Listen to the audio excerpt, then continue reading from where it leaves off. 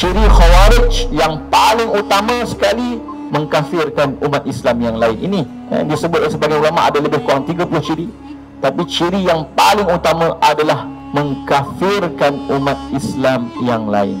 Golongan Khawarij akhir zaman adalah sangat luar biasa.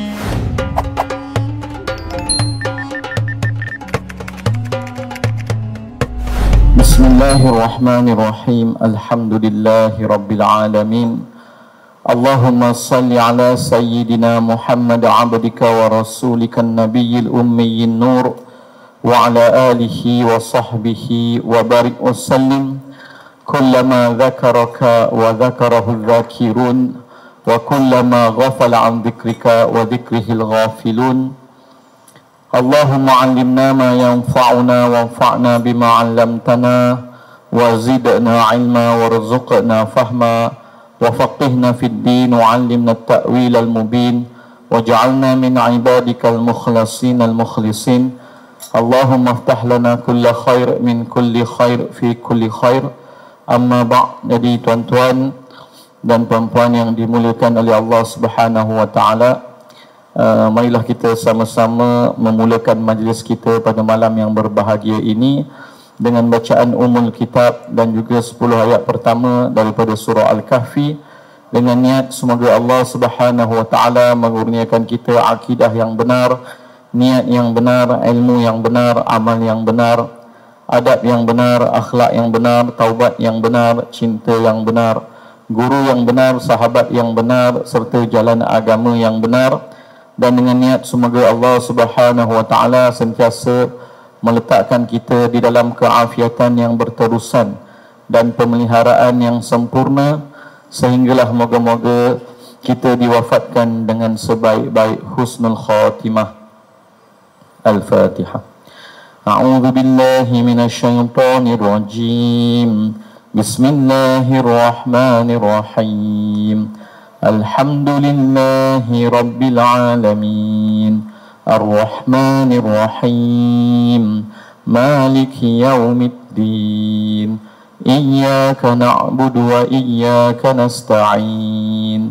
Ihdinas siratal mustaqim. Siratal ladzina an'amta 'alaihim ghairil maghdubi 'alaihim waladdallin.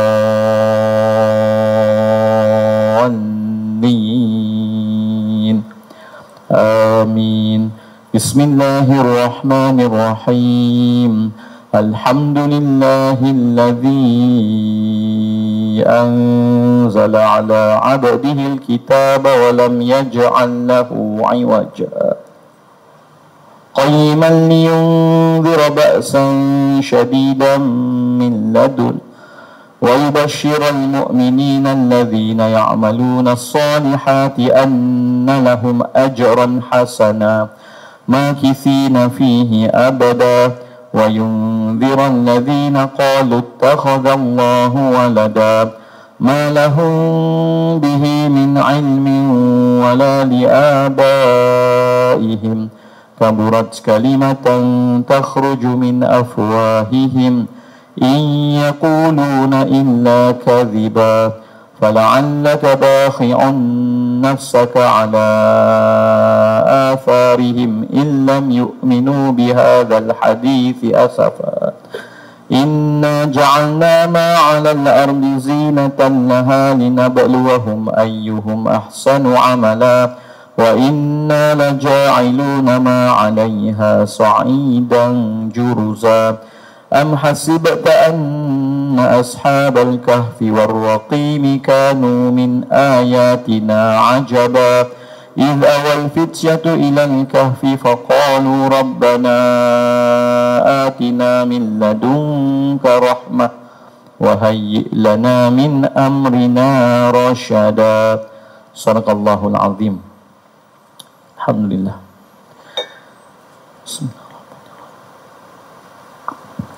Dan alhamdulillah tuan-tuan dan puan-puan yang dimuliakan oleh Allah Subhanahu wa taala. Dan saya ucapkan banyak-banyak terima kasih kepada pihak penganjur kerana menjemput untuk sedikit saya berkongsi dengan tuan-tuan dalam masa yang singkat ini, insya-Allah. Jadi masuk sahaja azan isyak kita akan berhenti, insya-Allah. Kerana selepas solat isyak pun kita masih ada forum, ya. Jadi tuan-tuan dan puan-puan yang dimuliakan oleh Allah Subhanahu Wa Taala, maka tajuk yang diberikan kepada saya untuk dibincangkan dalam tempoh yang agak ringkas dan singkat ini, di antara maghrib dengan isyak, adalah tajuk bahaya pemikiran ekstremisme. Mungkin tajuk ini diberikan kepada saya kerana saya terlibat secara langsung dalam program deradikalisasi ataupun program pemulihan golongan radikal ataupun golongan-golongan ekstrim sejak tahun 2008. Jadi sejak tahun 2008 saya ke Bukit Aman, kemudian pergi ke penjara, kemudian banyaklah maka terlibat secara langsung, dan terbaru terlibat dalam pembinaan NAP-PCVE lah, National Action Plan for Preventing and Countering Violent Extremism. Golongan ekstremisme ni tuan-tuan yang dimuliakan oleh Allah Subhanahu Wa Taala adalah golongan ekstrim yang pertama sekali muncul di dalam sejarah umat Islam.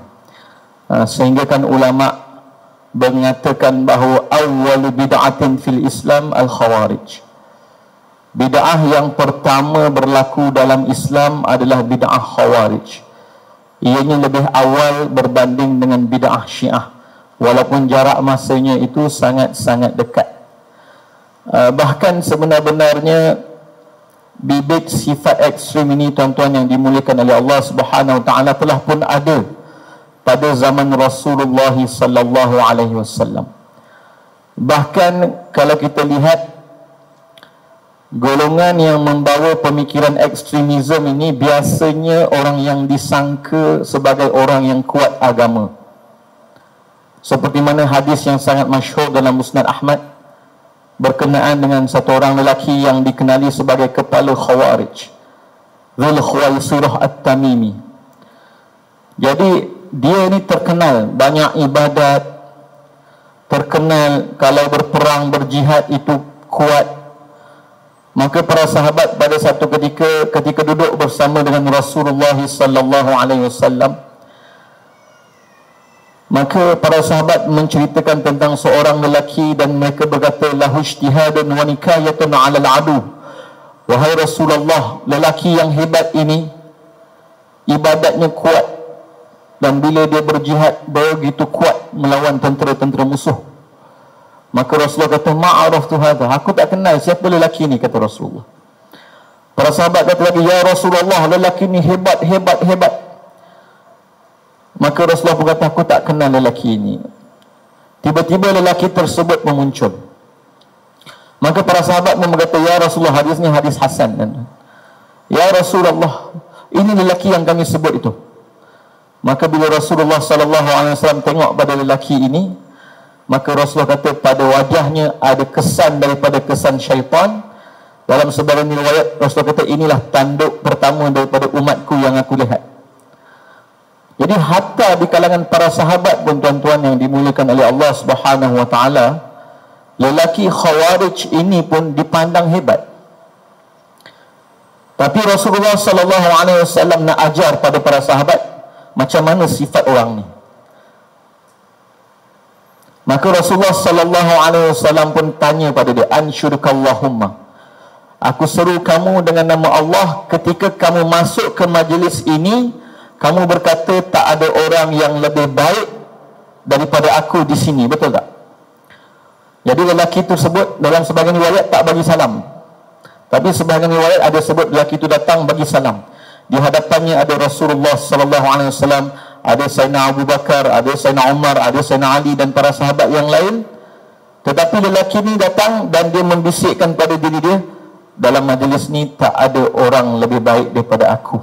Tapi orang lain tak dengar, Rasulullah sallallahu alaihi wasallam dengar, dan Rasulullah kata ketika engkau masuk ke majlis ini, engkau mengatakan bahawa tak ada orang yang lebih baik daripada diri engkau, betul tak? Dia kata Allahumma na'am, betul. Jadi Rasulullah nak ajar orang yang kamu tengok hebat ini, sikap pertama dia takabur. Sikap pertama dia poyo. Pertama dia rasa diri dia lebih baik daripada orang lain hatta di hadapan Rasulullah sallallahu alaihi wasallam. Maka lelaki tersebut pun pergi dan pergi sembahyang. Maka Rasulullah sallallahu alaihi wasallam pun berkata kepada Sayyidina Abu Bakar, pergi dan bunuh lelaki tersebut. Sayyidina Abu Bakar pergi, lelaki itu tengah bersembahyang dengan sembahyang yang lama. Sayyidina Abu Bakar pun patah balik kata, ya Rasulullah, aku nak laksanakan perintah engkau, tetapi bagi solat itu ada haknya. Maka aku tak melaksana, tak bunuh dia ketika dia solat. Sabda Rasulullah, ya betul, bagi solat itu ada haknya dan bukan engkau yang akan membunuhnya. Umar pergi dan bunuh lelaki tersebut. Sayyidina Umar pun pergi, maka lelaki tersebut sujud dengan sujud yang sangat panjang. Dan Sayyidina Umar kembali, ya Rasulullah, aku nak laksanakan perintah engkau, tetapi bagi sujud itu ada haknya. Maka Rasulullah kata, ya betul, bagi sujud itu ada haknya dan bukan engkau yang akan melakukannya. Maknanya bukan engkau yang akan membunuh lelaki ini. Maka Rasulullah SAW bersabda pada Sayyidina Ali, wahai Ali, pergi dan bunuh lelaki ini, in adraktahu, bunuh lelaki ini sekiranya engkau sempat mendapatkannya. Bila Sayyidina Ali pergi, lelaki tersebut telah selesai dan pergi. Maka Sayyidina Ali kata, ya Rasulullah, lelaki tersebut telah selesai dan pergi dan aku tak sempat membunuhnya. Maka kata Rasulullah, lau qutila hadzal rajul makhtalafa min ummati rajulani hatta yakhrujad dajjal. Kalau lelaki ini dibunuh pada hari ini, kata Rasulullah sallallahu alaihi wasallam, makhtalafa min ummati rajulani, tidak akan bergaduh dua orang lelaki daripada kalangan umatku hatta yakhrujad dajjal, sehinggalah dajjal akan keluar. Dan dalam riwayat lain Rasulullah kata, kalaulah lelaki ini dibunuh pada hari ini, inilah tanduk syaitan pertama dan terakhir di kalangan umatku. Ini hadis Musnad Ahmad sanad hasan. Jadi hatta pada zaman sahabat radhiyallahu taala anhum ajma'in, orang ini dilihat sebagai, bahkan ketika dalam peperangan Parsi, Sayyidina Umar juga memasukkan beliau dalam tentera peperangan Qadisiyah. Tetapi akhirnya kita pun tahu berlaku peperangan Siffin, ijtihad yang berbeza antara Sayyidina Ali radhiyallahu anhu dan Sayyidina Muawiyah radhiyallahu anhu. Maka terbit daripada sini dua fitnah besar, dua pemberontak besar. Khawarij yang pertama dikenali sebagai Khawarij Haruriyah, yang asalnya bersama Sayyidina Ali, kemudian pergi ke Bandar Harura, lalu dikenali sebagai Khawarij Haruriyah, yang akhirnya berperang dengan Sayyidina Ali di Nahrawan. Maka setelah Sayyidina Ali radhiyallahu anhu berperang dengan mereka, maka Sayyidina Ali kata, cari lelaki yang sifatnya begini, begini, begini, yang Rasulullah kata akan dibunuh oleh aku tu, kalau aku sempat mendapatkannya. Maka mereka mencari, membelik-belik lelaki, terjumpa lelaki yang Rasulullah sebut, yang disebut sebagai Dzul Khuwaisirah itu. Maka tentera Sayyidina Ali pun bertakbir, Allahu Akbar. Sayyidina Ali berada di atas ijtihad yang benar. Jadi Khawarij ni tuan-tuan punyalah dahsyat, sehingga kan kalau kita lihat, mereka sanggup membunuh para sahabat yang besar-besar. Bahkan sebahagian ulama mengatakan bibit Khawarij telah pun muncul pada zaman Sayyidina Uthman. Kerana apa? Kerana Sayyidina Umar dibunuh oleh orang Majusi, tapi Sayyidina Uthman dan juga Sayyidina Ali dibunuh oleh orang yang mengaku agama Islam. Orang yang membunuh Sayyidina Uthman ini mengatakan Sayyidina Uthman telah mengubah Al-Quran. Bibit-bibit mengkafirkan para sahabat telah muncul. Ketika Sayyidina Ali nak pergi ke Syam, tiba-tiba dengar Khawarij telah mula membunuh beberapa orang sahabat, maka terpaksa tarik balik, berperang di Nahrawan. Takut-takut nanti mereka akan membunuh lebih ramai lagi orang di Kufah. Maka itu di antara peperangan pertama Sayyidina Ali radhiyallahu anhu dengan Khawarij. Dan memang disebut oleh para ulama, bukalah kitab-kitab fiqh, ciri Khawarij yang paling utama sekali mengkafirkan umat Islam yang lain ini. Walaupun disebut sebagai ulama ada lebih kurang 30 ciri, tapi ciri yang paling utama adalah mengkafirkan umat Islam yang lain. Tetapi yang malam ini saya nak sentuh tuan-tuan, bagaimanakah pendoktrinan ideologi takfirism ditanam dalam diri seseorang tanpa dia sedar.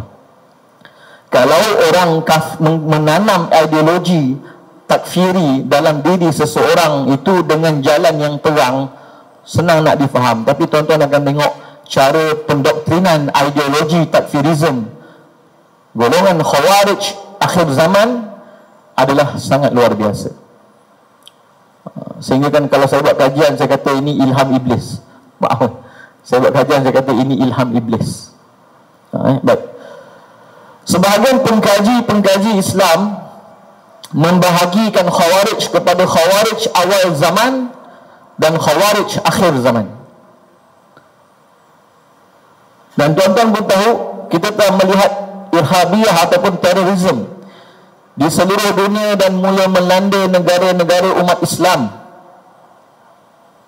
Muncul golongan-golongan seperti Al-Qaeda, kisah yang panjang. Saya di peringkat awal banyak bertemu dengan golongan-golongan JI, Jemaah Islamiyah, yang menganggap diri mereka sebagai cabang Al-Qaeda di Asia Tenggara. Munculnya JI ini diasaskan di Malaysia walaupun berkembang banyak di Indonesia. Boko Haram di Nigeria, walaupun sebenarnya kelompok-kelompok ini dah muncul banyak. Walaupun kalau nak, sebab masa pendek saya tak sempat nak cerita panjang tuan-tuan. Mula-mula Al-Qaeda ni dia muncul, dia bawa slogan anti Amerika, dia belum bawa slogan anti umat Islam. Mula-mula keluarnya tu dengan anti Amerika. Dari kesejarah dia agak panjang. Begitu juga dengan Syabab di Somalia. Begitu juga dengan Ansaruddin di Algeria. Begitu juga dengan Ansaruddin di Mali. Tuan-tuan tahu Mali negara Afrika umat Islam, tapi pernah minta bantuan daripada Perancis untuk berperang dengan golongan Ansaruddin.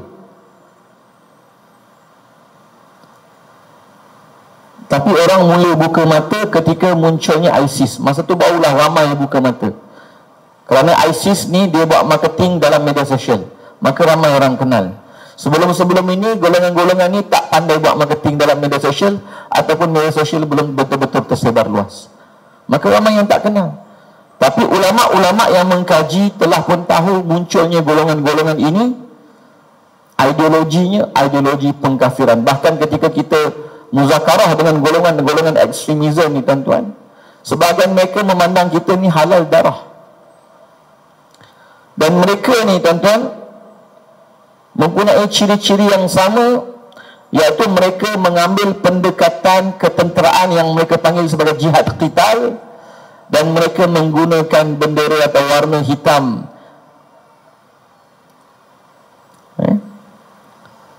Dan mereka muncul. Jadi soalan yang kita nak tanyalah, apakah dasar akidah golongan ini? Kenapa mereka timbul di negara-negara Islam? Apakah kitab-kitab yang mereka sebarkan? Apakah ideologi yang mereka tanam di dalam pengikut-pengikut mereka, sehingga kan engineer Marxist yang gaji 20,000 lebih di Malaysia ni sanggup tinggalkan pekerjaannya untuk join Jemaah Islamiyah. Saya dah tak larat dah, polis bawa video-video orang sembelih, orang macam-macam. Dah tak larat dah nak tengok tuan-tuan yang dimuliakan oleh Allah Subhanahu Wa Taala. Ketika nak membuat laporan penilaian tentang golongan ini di mahkamah. Hakikatnya setengah orang tidak faham jenayah yang berasaskan ideologi. Ada yang kata sebenarnya keganasan ini muncul sebab banyak tengok filem hantu, ataupun banyak tengok filem keganasan, maka muncul rasa ingin mencuba aksi-aksi ganas. Ini mungkin berlaku dalam skala individu tuan-tuan, yang kecil-kecil mungkin berlaku. Tapi yang lebih menakutkan adalah apabila ekstremisme itu bertopengkan belief system, ideologi. Jadi ada jenayah yang dibuat bukan berdasarkan ideologi, mungkin kerana nafsu, kerana dendam, kerana hasad. Tapi ada jenayah yang dilakukan kerana kepercayaan, sistem kepercayaan. kerana belief system, kerana ideologi, bahkan kerana menyangka ini satu bentuk jihad. Orang yang membunuh Sayyidina Osman menyangka dia mempertahankan Al-Quran. Khawarij hantar 3 orang pembunuh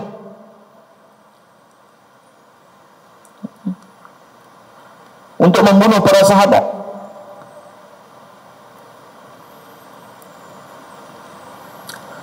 Baik.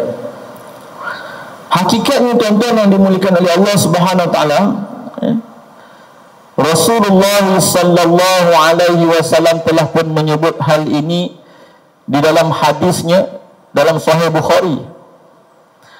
Dan kenapa Said Abdullah Syarif dalam kitabnya Khawarij Qurun ke-12, Sidqul Khabar fi Khawarijil Qarni Tsani Asyar, menamakan golongan ini sebagai Khawarij akhir zaman, kerana berdasarkan hadis di mana Rasulullah sallallahu alaihi wasallam menyebut daripada Ali bin Abi Thalib radhiyallahu anhu, beliau berkata, aku mendengar Rasulullah sallallahu alaihi wasallam bersabda, ya'ti fi akhir zaman, akan muncul di akhir zaman. Kalau kita jumpa golongan ni, kami ghuraba ustaz, kami golongan ghuraba, adalah nasyid ghuraba, ghuraba. Kamu bukan ghuraba, kamu khawarij.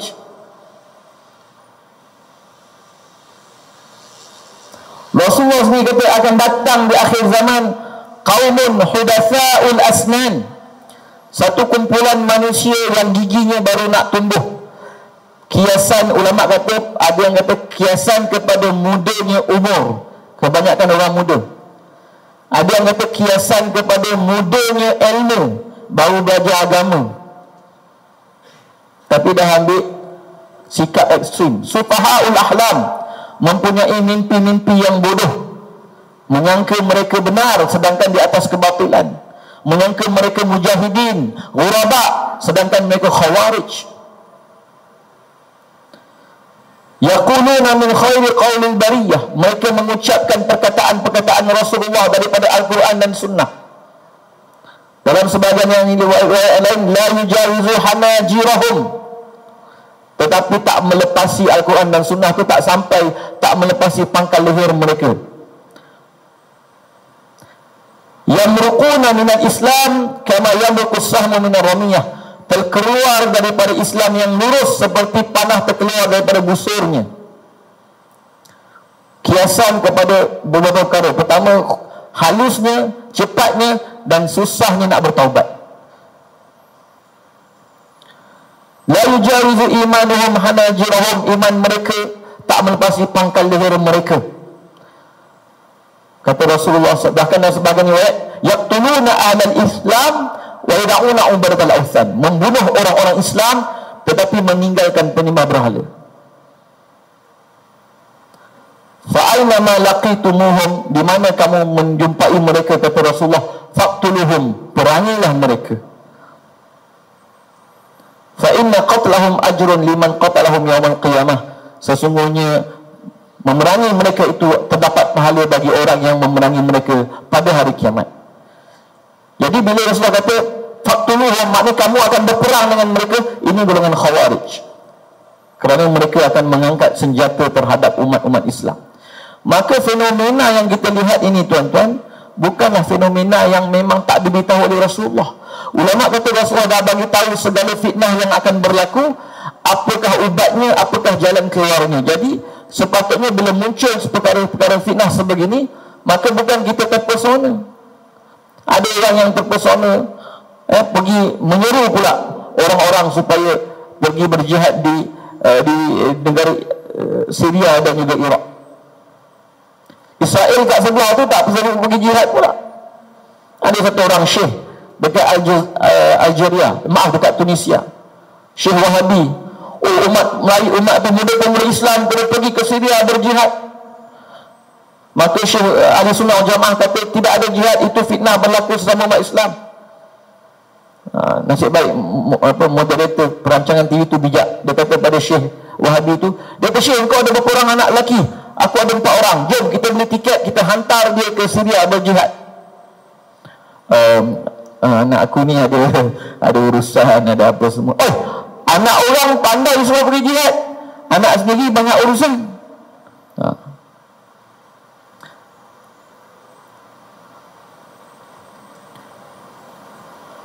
Baik.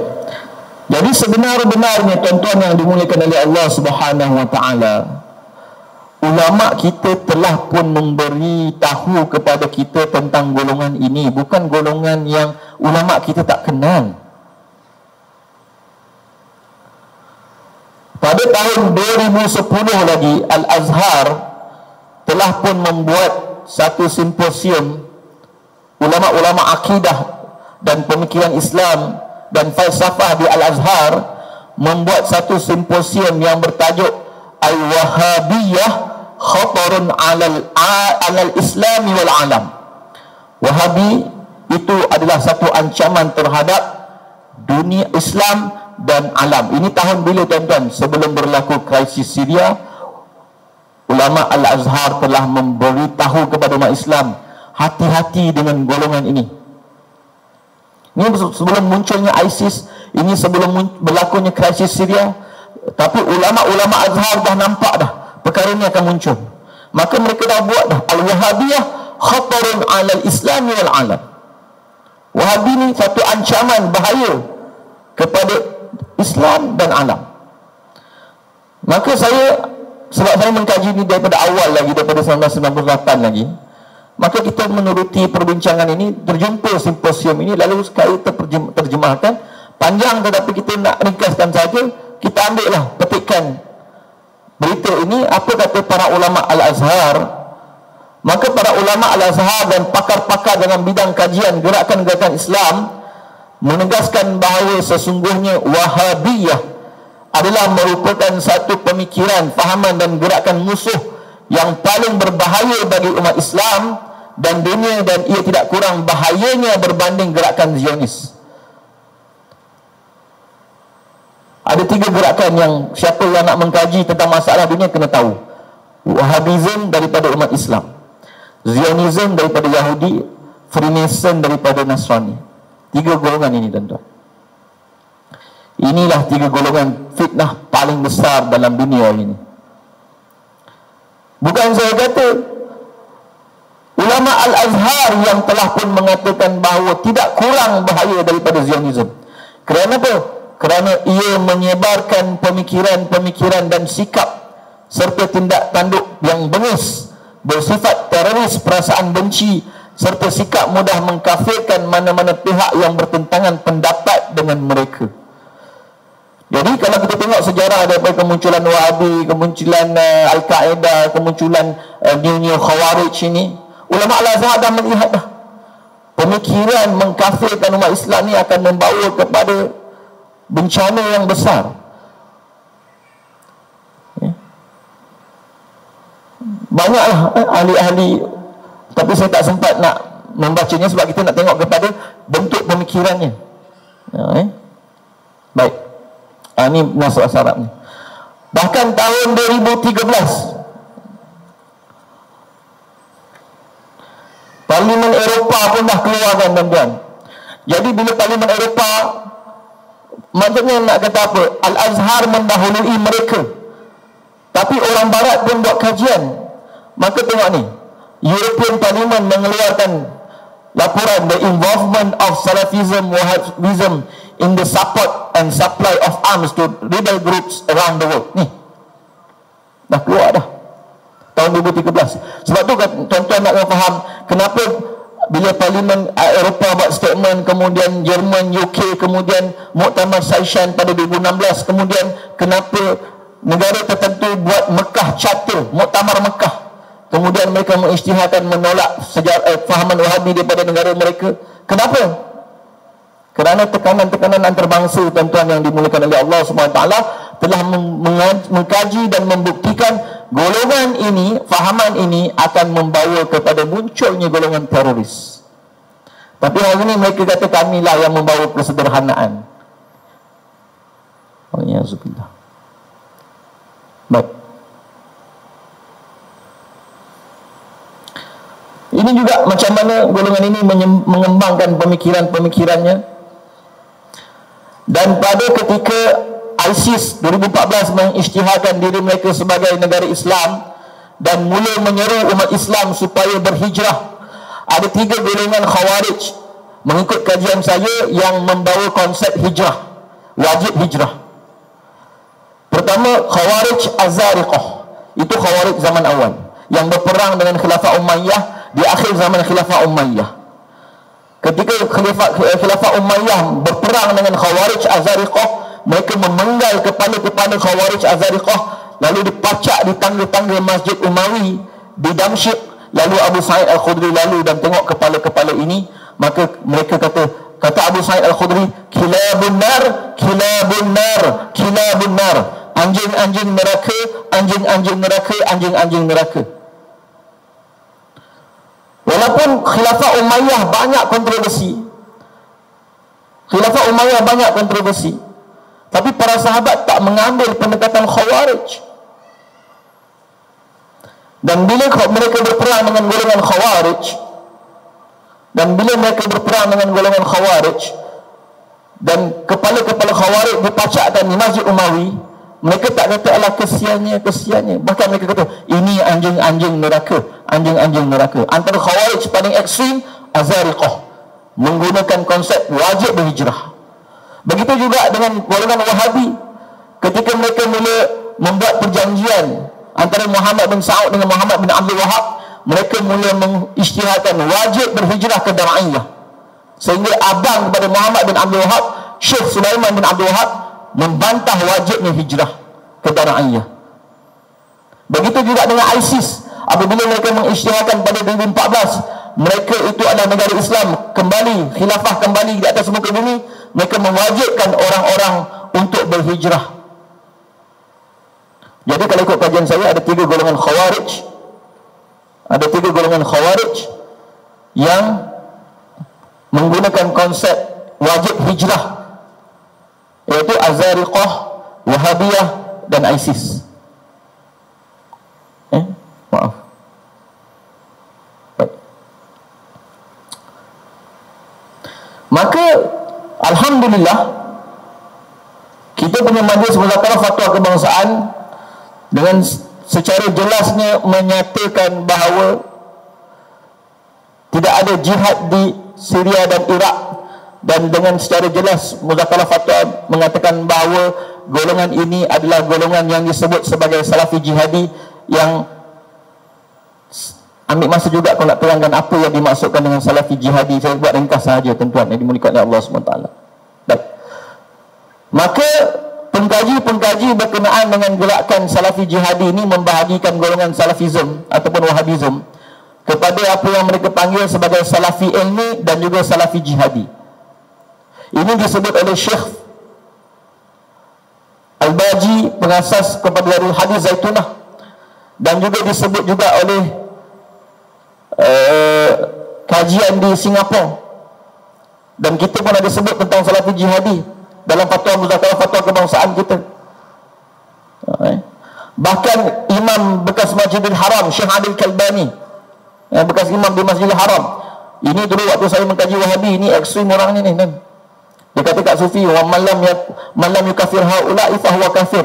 Siapa tak kafir kamu Sufi kafir. Tengok apa yang berlaku pada dia ketika muncul je Daesh. Dia sendiri kata bahawa Daesh itu nabtatun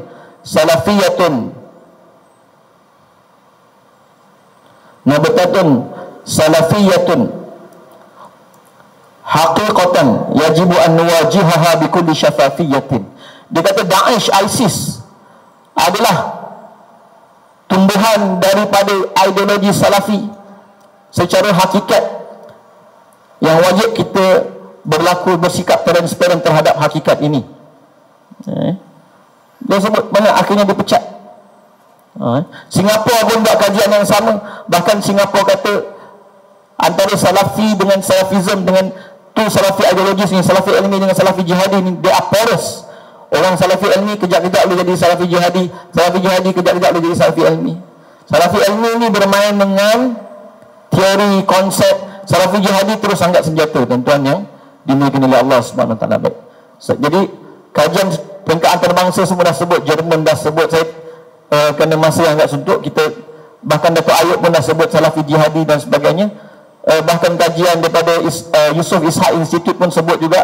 Bahkan kalau kita tengok ATM, Angkatan Tentera Malaysia pun sebut dekat situ. Kalau tuan-tuan tengok,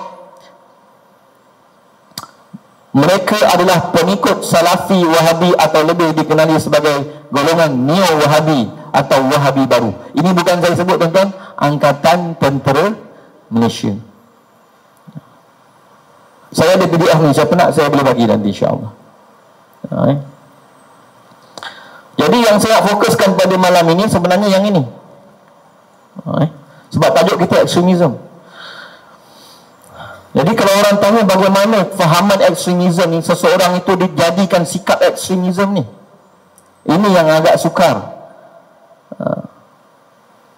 Jadi kami yang terlibat di dalam proses deradikalisasi perlu faham proses radikalisasi. Sebelum kita faham bagaimana nak memulihkan golongan yang ekstrim, kita kena faham dulu bagaimana mereka boleh jadi ekstrim. Maka berdasarkan kajian saya, dan saya bentang ini pada tahun 2000,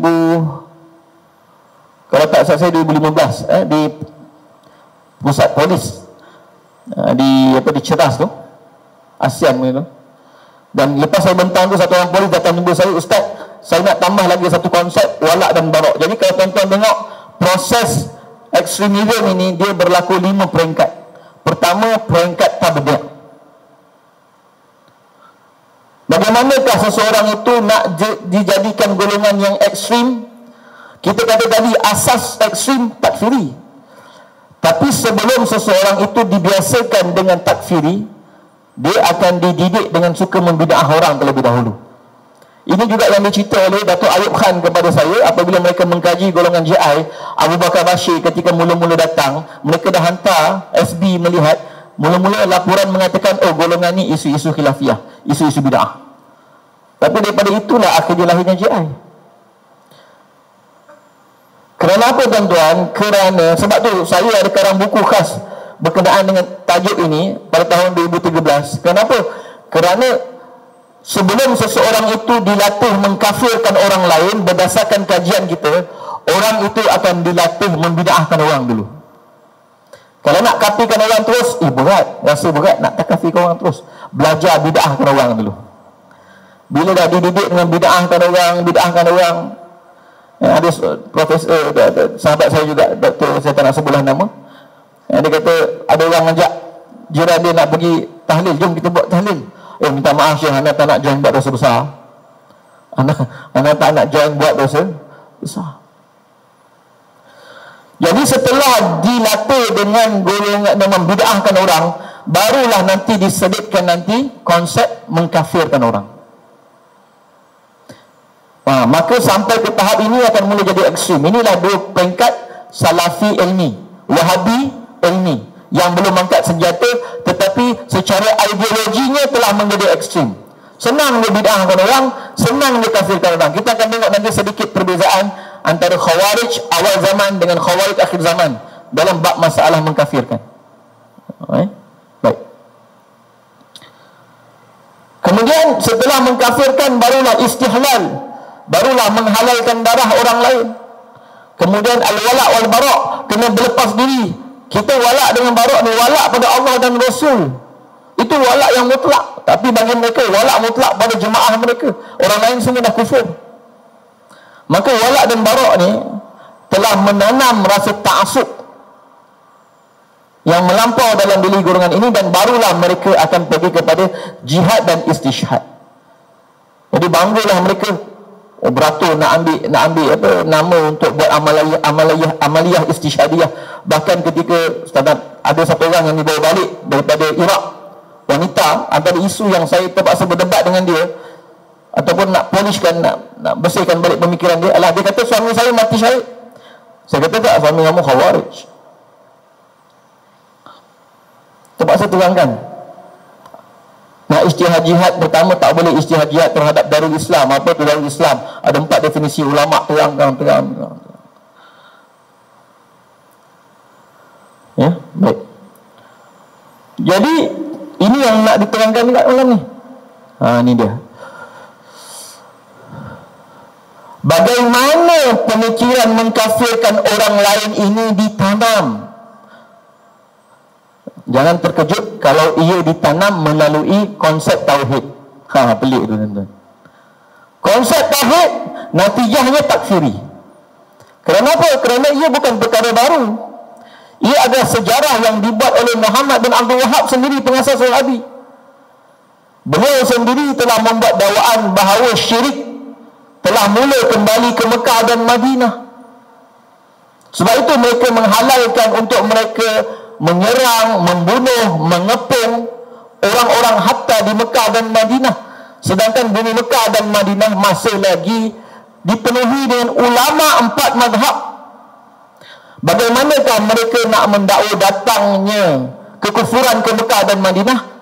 Iaitu membawa konsep tauhid yang berbeza, membawa konsep syirik yang berbeza, membawa konsep kufur yang berbeza.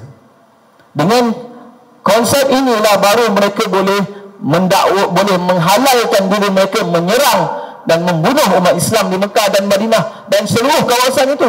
Bacalah sejarah, golongan Wahabi tak pernah berperang dengan mana-mana bukan Islam. Semua yang mereka perang adalah golongan umat Islam yang mereka kafirkan. Sebiji macam hadis Rasulullah, yaqtuluna alal Islam. Khawarij akhir zaman pernah berperang dengan Parsi dalam peperangan Qadisiyah. Kemudian mereka menjadi Khawarij Haruriyah. Mereka pernah berperang dengan bukan Muslim. Tapi golongan Khawarij Wahabiyah tak pernah ada sejarah berperang dengan golongan bukan Muslim. Semua yang diperang Mekah, Madinah, Taif, Ahsa, Iraq, Oman dan sebagainya. Maka syirik, bahkan beliau menyebut dalam kitab beliau, tak tahu sempat ke tidak ni, bahawa syirik yang beliau hadapi pada zaman beliau lebih berat berbanding dengan syirik yang dihadapi oleh Rasulullah. Dalam kitab Kashf Syubhat,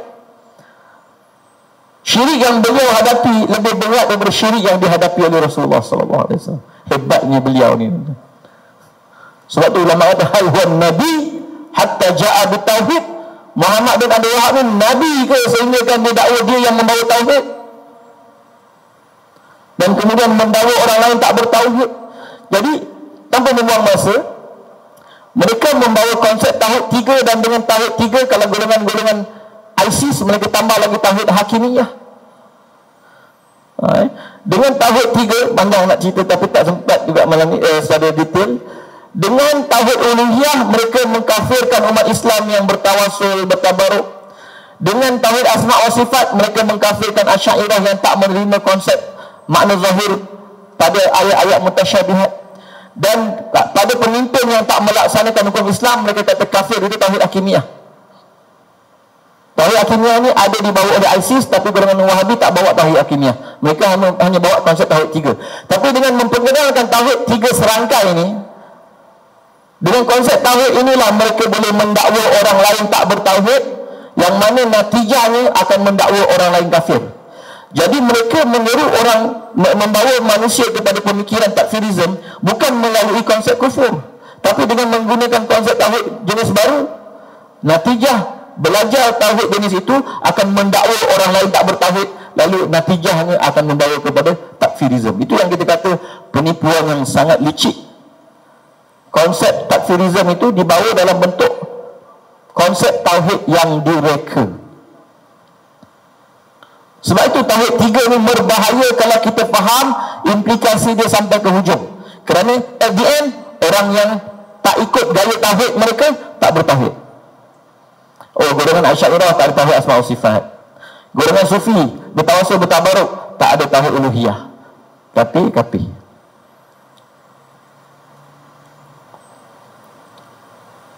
kalau dulu mungkin orang tak tahu sebab buku-buku mereka tak tersebar. Zaman sekarang buku-buku mereka kita boleh download, kita boleh tengok ayat mereka terang-terang. Dan sebagai contoh saya buat satu sajalah tuan-tuan. Malam ini tak sempat ni dia. Mereka sendiri sebut bahawa kenapa mereka menyerang Mekah dan Madinah, kerana Mekah dan Madinah telah berlaku wa anna ma waqa'a fi Makkah wal Madinati sabiqan. Saya tak nak baca sebab aku tak sempat. Dan apa yang berlaku di Mekah, Madinah, Mesir dan Syam, mereka nak menjustifikasi oleh kerana mereka dah serang Mekah dan Madinah. Apakah justifikasi mereka menyerang Mekah dan Madinah? Maka mereka buat pernyataan ini dalam kitab mereka yang masyhur, Durusannya fil Ajibah Najdiyah. Mereka kata sebenarnya apa yang berlaku di Mekah, Mesir, Syam, Madinah min anwa' syirk, apa dia? Al-kufrul mubihu lid-dami wal mal wal mujibu lil khulud fin nar. Kekufuran yang menghalalkan darah dan harta dan yang menyebabkan kekal dalam api neraka. Jadi kami serang Mekah Madinah ni bukan sebab apa? Sebab Mekah Madinah ni telah tersebar kekufuran yang menghalalkan darah dan harta yang menyebabkan mereka kekal dalam api neraka. Siapa yang tidak memberi wala kepada kami dan masuk dalam agama ini, fahuwa indana kafirun billahi wal yaumil akhir. Siapa yang tak masuk dalam agama ini, dia di sisi kami kafir dan seterusnya. Dan kalau tuan-tuan tengok 5 elemen yang saya sebut tadi, tabdi', takfir, istihlal, wala' dan bara', jihad dan qital ni, semua ada di sini tuan-tuan. Ini yang berbahaya. Masalah tawasul, masalah kaifiat berdoa, masalah fiqhiyah. Orang yang pertama sekali menjadikan perbahasan tawasul dalam bab ibadah akidah ni, Syekh Ibn Taymiyah. Kemudian dibawa cara lebih ekstrim oleh pengasas Wahabi. Maka kaifiat dalam berdoa dimasukkan dalam bab sembahan. Hari ini tuan-tuan pun tahu mereka membawa pendekatan yang lebih ekstrim yang kita akan tengok sebentar nanti, insya-Allah. Mohon maaf. Jadi ini saya buat contoh-contoh tuan-tuan, saya sendiri follow sebab saya pengkaji lama dah. Saya follow Twitter golongan ISIS. Mereka mempromosi kitab Tauhid Muhammad bin Abdul Wahab dalam majalah-majalah ISIS, An-Naba dan sebagainya. Mereka mengangkat, bahkan mereka mempromosi kitab Kashfus Syubhat Muhammad bin Abdul Wahab. Ini majalah terbitan ISIS, An-Naba. Tu mereka kata tu kitab apa? Saudara Hadisan, kitab Kashfus Syubhat Muhammad bin Abdul Wahab. Kalau yang sebelum itu, ni saya follow Twitter ni, saya cek betul-betul, saya buka namanya Abu Sa'ad Al-Utaibi ni, saya tengok betul-betul dia ada gambar belakang semayang Abu Bakar Al-Baghdadi. Tengok memang confirm ini Twitter yang sah milik golongan ISIS. Maka pun saya share, tengok mereka bangga menyebarkan kitab Tauhid, kitab Kashfus Syubhat Muhammad bin Abdul Wahab dan seterusnya. Banyaklah buku-buku yang bukti-bukti yang lain yang saya tak sempat nak sentuh pada malam yang berbahagia ini. Maka Khawarij, golongan akhir zaman ni tuan-tuan, Wahabiyah, Kaedah, Boko Haram, Syabab Ansaruddin, Nusratul Islam, Lashkar Taiba dan sebagainya tuan-tuan. Maka kenapakah golongan yang kita lihat ekstrim ini sangat ekstrim? Bahkan kalau ikutkan kajian saya boleh kata kepala Khawarij dalam sejarah dunia Islam adalah Wahabi, kerana mengkafirkan seluruh umat Islam pada zaman mereka. Panjang kisah dia. Dan memang saya buat kajian yang bertahun-tahun lama lah bab ni. Kalau kita tengok sebahagian pengkaji Syekh Abdullah Syarif, kalau kita tengok golongan Khawarij peringkat awal, mereka perbahasan mereka pada murtakibul kabair, pada orang yang melakukan dosa besar. Mu'tazilah, orang yang melakukan dosa besar fi manzilatin bainal manzilatain, itu i'tiqad Mu'tazilah. Tak beriman, tak kafir, fi manzilatin bainal manzilatain. Ahli sunnah wal jamaah, orang yang melakukan dosa besar selama mana mereka tak kafir dan syirik, Allah berhak memaafkannya, mengampunkannya, atau Allah juga berhak mengazabnya. Itu hak Allah. Tapi kalau dia mati dengan iman, tak akan kekal dalam api neraka. Itu akidah ahli sunnah jamaah.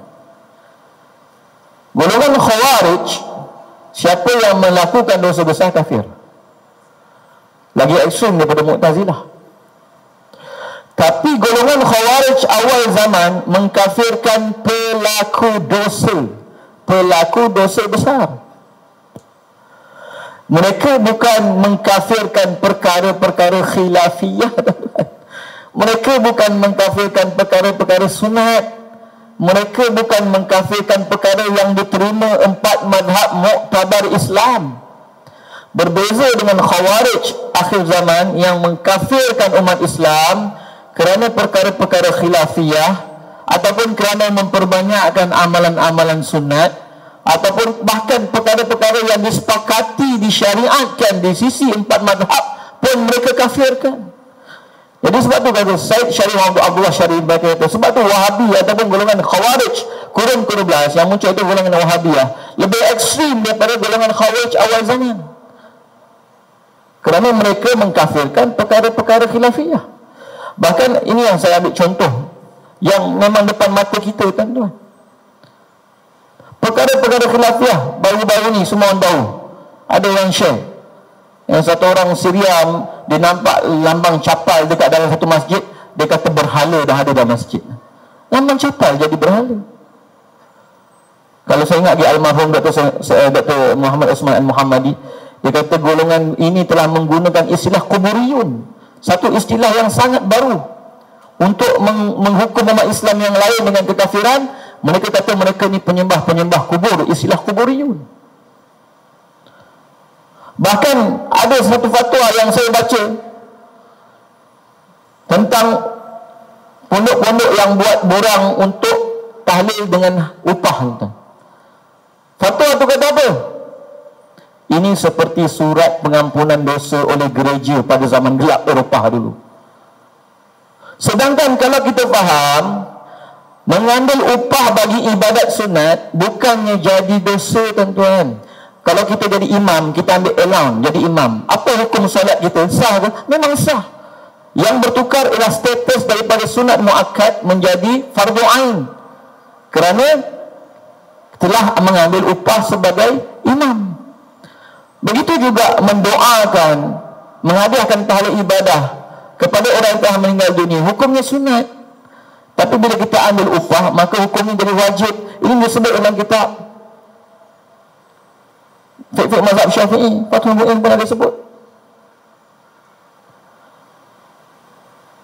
Jadi mengambil upah dalam ibadat sunat menjadikan ibadat itu wajib ke atas orang yang mengambil upah, bukannya membatalkan ataupun menjadikan dia sebagai penjual, penghapus dosa dan sebagainya. Bukan. Kita jadi pensyarah dekat mesti kita ambil upah, ambil gaji. Takkanlah kita ambil gaji jadi tak ada pahala dah kerja-kerja kita kat mesti ni. So ambil gaji, ambil upah. Bukan macam tu. Bila orang lain ambil upah buat tahlil, tak boleh. Dia ambil gaji mengajar, tak apa.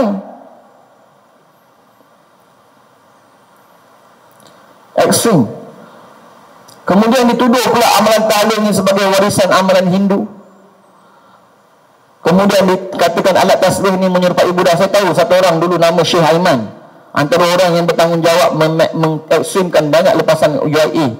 Waktu dia pergi ke Terengganu, dia nampak tasbih-tasbih yang ada dekat masjid-masjid kat Terengganu tu, dia masuk, dia ambil, buang dalam sampah. Kemudian ada kisah juga dengan polis ditangkap tapi terlepas ketika pertukaran flight. Bahkan peralatan Maulid Nabi disamakan dengan tai pusam. Ni satu orang ustaz Wahabi dekat Penang. Peralatan Maulid Nabi ni macam peralatan tai pusam. Bahkan ada yang kata sambutan Maulid Nabi ni sambutan Abu Jahal. Siapa yang gembira dengan kelahiran Rasulullah seperti Abu Jahal. La ilaha illallah. Nak saya kata apa, tuan-tuan? Ini contoh di mana perkara-perkara khilafiyah dibawa naratifnya menjadi tuduhan kafir. Ekstrim. Kalau tak bersetuju tak ada masalah.